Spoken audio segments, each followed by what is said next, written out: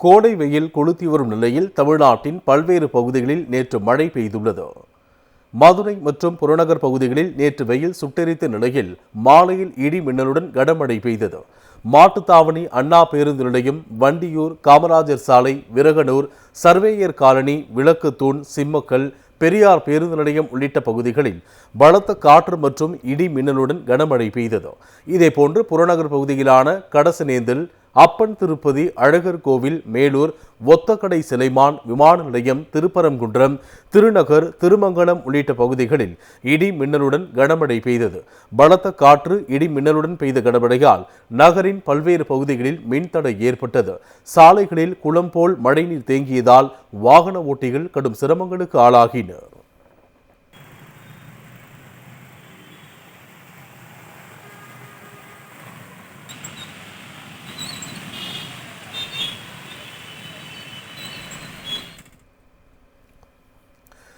இதேபோல் கரூர் மாவட்டம் முழுவதும் காலையிலிருந்து வெயிலின் தாக்கம் வாட்டி வதைத்தது. கரூர் நகரம், தான்தோன்றிமலை, பசுபதிபாளையம், அரவக்குறிச்சி, சின்னதாராபுரம், வேலாயுதம்பாளையம், வெள்ளியணை உள்ளிட்ட மாவட்டத்தின் பெரும்பாலான பகுதிகளில் பலத்த மழை பெய்தது. சுமார் 1 மணி நேரம் பெய்த மழையால் நகரின் பல்வேறு பகுதிகளில் சாலையில் மழைநீர் பெருக்கெடுத்து ஓடியது. இந்த மழை நீரோடு கழிவுநீரும் கடந்து சென்றதால் பொதுமக்கள் அவதிக்குள்ளாகினர். திருப்பூர் மாவட்டத்தில் செங்கப்பள்ளி, பெருமாநல்லூர் பகுதிகளில் கனமழை பெய்தது. இதனால் வாகன ஓட்டிகள் மிகுந்த சிரமத்திற்குள்ளாகினர். குறிப்பாக கனமழை காரணமாக முகப்பு விளக்குகளை ஒளிரவிட்டபடியே கோவை, சேலம் தேசிய நெடுஞ்சாலைகளில் வாகனங்கள் இயக்கப்பட்டன.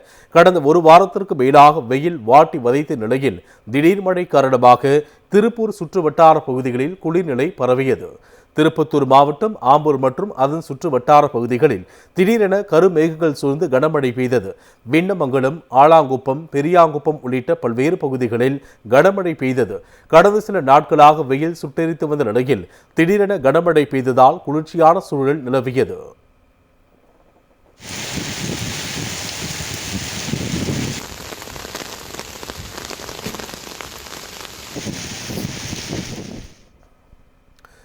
இதேபோன்று மதுராந்தகம் மற்றும் அதன் சுற்று வட்டார பகுதிகளில் பலத்த காற்றுடன் கனமழை பெய்தது.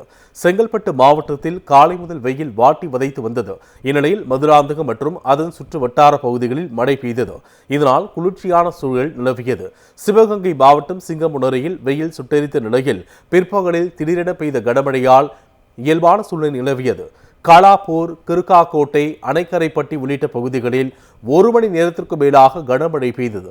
கடந்த 10 நாட்களாக கடுமையான வெயில் மக்களை வாட்டி வதத்திய நிலையில் இந்த மழை வெப்பத்தை தணித்து குளிர்ச்சியான சூழலை ஏற்படுத்தியது.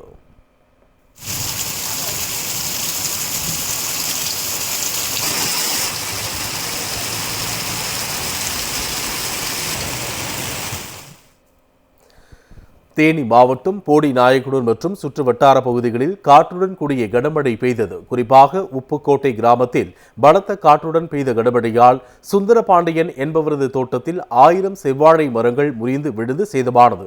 இதில் 2 லட்சம் ரூபாய் வரை இழப்பு ஏற்பட்டுள்ளதாக பாதிக்கப்பட்ட விவசாயி வேதனை தெரிவித்தார். நேற்று அடிச்ச காத்துல ஃபுல்லா ஒடிஞ்சிருச்சு, வாழை ஃபுல்லா ஒடிஞ்சிருச்சு. பின்னாடி நீங்களே பார்க்கலாம். இது வந்து 1 ஏக்கர் 1100 வாழை வச்சிருக்கேன்.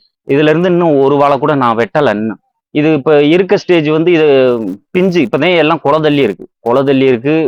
பாதி காய் கூட இல்லை. ஏன்னா இன்னும் 1 மாசம் கழிச்சு தான் நம்ம வெட்டு வரும். 14 மாசம் ஆச்சு இன்னைக்கோட. இதுக்கு மட்டும் செலவு மட்டும் 2 லட்சம் ரூபாய்க்கு நான் செலவு பண்ணியிருக்கேன். ஸோ அதனால இதை தமிழ்நாடு கவர்மெண்ட் எனக்கு ஏதாவது உதவி செய்யணும். இதற்கிடையே தேனி மாவட்டத்தில் நீர்பிடிப்பு பகுதிகளான ஈத்தக்காடு, அரிசிப்பாறை, தூவானம் அணை உள்ளிட்ட பகுதிகளில் கனமழை பெய்ததால் 3 மாதங்களுக்கு பிறகு சுருளி அருவிக்கு மிதமான தண்ணீர் வரத்து ஏற்பட்டுள்ளது. அதனைத் தொடர்ந்து சுற்றுலா பயணிகள் அருவியில் சென்று குளிப்பதற்கு வனத்துறையினர் அனுமதி அளித்தனர். 1 மாதத்திற்கு பிறகு சுருளி அருவியில் தண்ணீர் வரத்து ஏற்பட்டதால் சுற்றுலா பயணிகள் குளித்துவிட்டு செல்கின்றனர்.